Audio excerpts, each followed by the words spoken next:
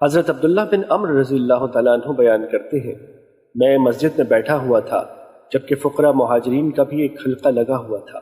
جب نبی صلی اللہ علیہ وسلم تشریف لائے تو آپ ان کے حلقے میں شامل ہو گئے۔ میں بھی اٹھ کر ان کی طرف چلا گیا۔ نبی صلی اللہ علیہ وسلم نے فرمایا، فقراء مہاجرین کو اس بات کی بشارت دی جائے جس سے ان کے چہرے خوش ہو جائیں، کیونکہ وہ مالداروں سے 40 سال پہلے جنت میں جائیں گے۔ راوی بیان کرتے ہیں، میں نے دیکھا کہ ان کے چہرے چمکنے لگے، اور حضرت عبداللہ بن عمرو نے بیان کیا، حتیٰ کہ میں نے تمنا کی کہ میں ان کے ساتھ ہوتا یا ان میں سے ہوتا۔ مشکات المصابیح حدیث نمبر 5258۔ حضرت ابو ذر رضی اللہ تعالیٰ عنہ بیان کرتے ہیں، میرے خلیل نے مجھے 7 چیزوں کے متعلق حکم فرمایا۔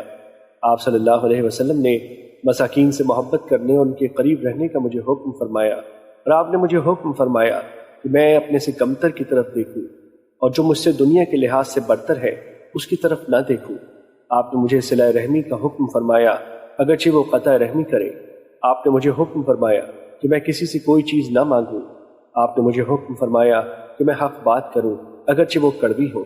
آپ نے مجھے حکم فرمایا کہ میں اللہ کے حق کے بارے میں کسی ملامت گر کی ملامت سے نہ ڈروں، اور آپ نے مجھے حکم فرمایا کہ میں لا حول ولا قوت الا باللہ کثرت سے پڑھا کروں، کیونکہ وہ کلمات عرش کے نیچے خزانوں میں سے ایک خزانہ ہے۔